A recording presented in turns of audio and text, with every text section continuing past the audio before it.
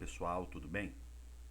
Hoje nós abordaremos a aula referente ao contexto e aos fatores da expansão marítima europeia. O outro modo de abordar esse assunto, expansão comercial marítima, também é denominado de grandes navegações. Então vale destacar que as grandes navegações estão inseridas no contexto de transição do feudalismo para o capitalismo. Então essas grandes navegações, elas resultam de transformações ocorridas na Europa desde a Idade Média, desde o século XI, XII, XIII, sobretudo naquele novo ambiente preparado por conta das cruzadas, né, da abertura do mar Mediterrâneo e do consequente renascimento comercial e urbano. Vale destacar que esse contexto também ele é o contexto da transição da Idade Média para a Idade Moderna. Então, as grandes navegações assinalam a transição do feudalismo para o capitalismo e a transição da Idade Média para a Idade Moderna. As grandes navegações elas ocorrem entre o século XV e XVI.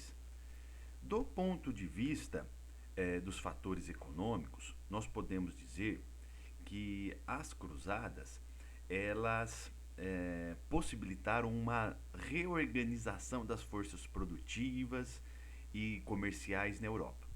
Contudo, no século XIV, nós temos as crises que abalaram fortemente esse século XIV. Peste negra, grande fome, revoltas camponesas. E essas crises do século XIV, elas terão duas características principais. Elas intensificarão a decadência da nobreza, muitos nobres irão morrer, né? Então você tem toda aquela questão da pompa que cercavam os nobres como uma camada diferente da sociedade, daquela sociedade estamental típica da Idade Média, aquela sociedade de ordens, aqui ela ficará debilitada. E a burguesia também irá sofrer com as crises do século XIV. Por quê? Haverá a retração do capitalismo. Esse capitalismo que estava se desenvolvendo com as crises do século XIV, haverá uma retração nessas forças que promove o desenvolvimento do capitalismo. Sobretudo por conta da diminuição da população europeia. Alguns autores chegam a falar até em um terço da população europeia, cerca de 20, 25 milhões, que morrem por conta da peste negra. E aí nós temos a diminuição da produção e do consumo, que vai, né, ferir essa expansão do capitalismo, que vai frear o desenvolvimento do capitalismo. E uma das alternativas é justamente, né, a retomada do lucrativo comércio oriental por meio da conquista de novas frentes de comércio e novas rotas marítimas.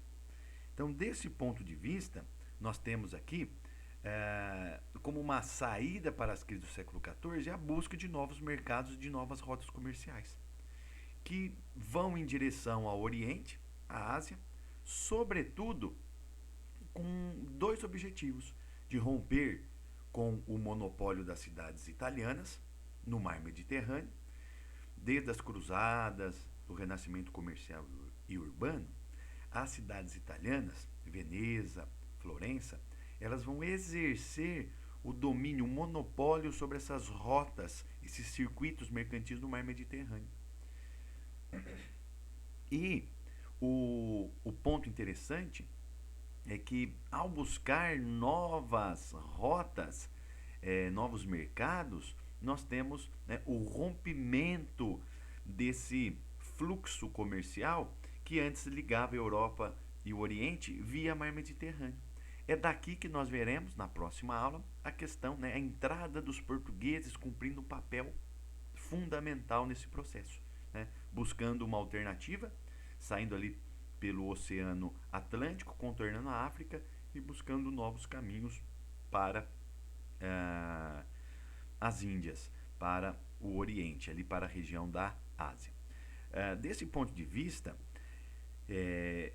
a busca desses novos mercados e dessas novas rotas comerciais também tem o interesse, né, de buscar novos acessos a fontes de metais preciosos e especiarias.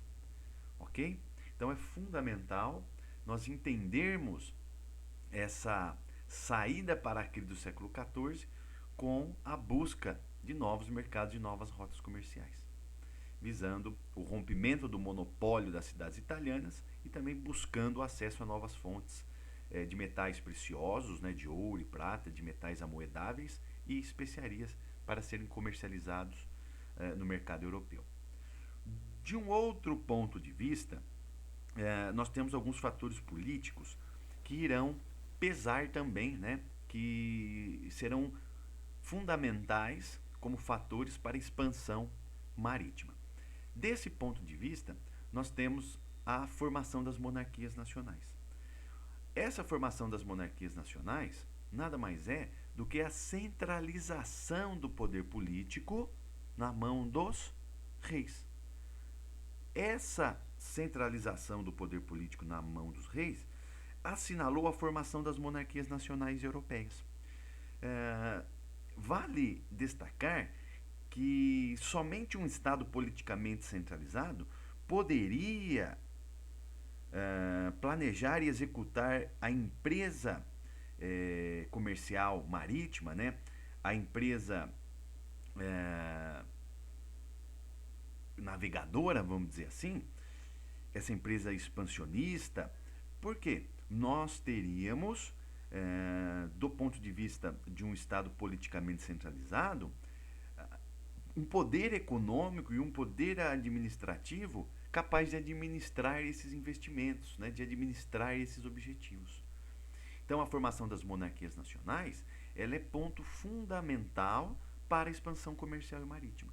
Sem as monarquias nacionais, sem esse Estado moderno, nós não teríamos as grandes navegações. Então, essa centralização do poder político, né, a constituição de monarquias nacionais, do ponto de vista do rei, ele tinha o interesse de buscar impérios coloniais, de buscar colônias. Esse Estado moderno, então, foi fundamental para as grandes navegações, para investir nessa experiência, né, exploradora que será as grandes navegações. A burguesia também nasce acoplada. A ascensão da burguesia é um fator social fundamental. A ascensão da burguesia, esse processo de crescimento urbano, de renascimento comercial, além de levar a uma mudança de hábitos, o aumento do consumo, essa questão da burguesia, nós temos também essa burguesia entrando, se vinculando à formação desses estados nacionais. E o grande interesse da burguesia é a expansão, né, dos negócios, a expansão do mercado, a expansão do comércio. Então, desse ponto de vista, a formação da monarquia nacional, ela representa, né, o interesse do rei em centralizar esse poder político. E aí estamos falando em capacidade de tributar impostos, montar exército, um sistema de segurança. Tudo isso é fundamental para que o poder estivesse centralizado na mão do rei, nós tivéssemos a formação das monarquias nacionais. Por outro lado, a burguesia também será aquele grupo social que estará na base, estará junto com o rei nesse processo de formação das monarquias nacionais. Então, tem uma fórmula muito comum aqui, né, que nós pensamos assim: rei mais monarquia, rei mais burguesia é igual a monarquia nacional. E a burguesia tem interesses, sobretudo, na expansão do mercado, unificação de pesos, medidas, tributos, a questão da segurança, de rotas, tudo isso, monopólio, né, que o rei possibilita a esses negociantes burgueses, ok? Então tudo isso é fundamental, esses fatores políticos e fatores sociais, esse fator político, a centralização do poder nas mãos dos reis, e esse fator social, a ascensão da burguesia, e esse acoplamento, essa vinculação da burguesia à formação desses nascentes estados nacionais, desses países, é fundamental, então, como um fator para a expansão comercial e marítima, para as grandes navegações, para o desenvolvimento das grandes navegações. Um outro ponto interessante é um fator religioso, que é o ideal cruzadista. Então, esse ideal cruzadista, nós podemos pensá-lo de um ponto de vista, né, básico. A princípio, foram as cruzadas que possibilitaram a abertura do mar Mediterrâneo e, por sua vez, o renascimento comercial e urbano, né, no qual a burguesia também vai participar. A criação desses novos hábitos, né, o crescimento, o desenvolvimento dos burgos, é o desenvolvimento da burguesia, é uma nova camada social que não está naqueles quadros do primeiro estado, segundo estado e terceiro estado. É uma classe nova, né, que vai corroer aquelas relações feudais. E também o ideal cruzadista continua com essa questão, né, a expansão das rotas comerciais, também a expansão da fé cristã. Também favorece a luta dos cristãos europeus contra os infiéis, sobretudo os muçulmanos. Nesse caso aqui, né, o que nós podemos destacar é a chegada dos portugueses no Brasil, por exemplo, e um dos primeiros atos é colocar uma cruz e rezar uma missa. Então é a conversão dos indígenas à fé católica. Isso é fundamental. Vai justificar essa empresa ultramarina, vai justificar as grandes navegações. O ideal renascentista, do ponto de vista cultural, também é fundamental. Porque nós temos uma ideia, um universalismo. O que é isso? Estamos rompendo aquele quadro de pensamento medieval mais ligado ao local, mais ligado à região, e agora nós temos um pensamento mais universalista, também ligado à burguesia, ligado aos intelectuais, que estão ligados a essas novas cidades que estão surgindo na Europa, né, que estão se desenvolvendo na Europa. E esse universalismo possibilita um conhecimento, né, de mundo diferente, mais racional, que vai resultar em uma, né, revolução, vamos dizer assim, uma revolução científica.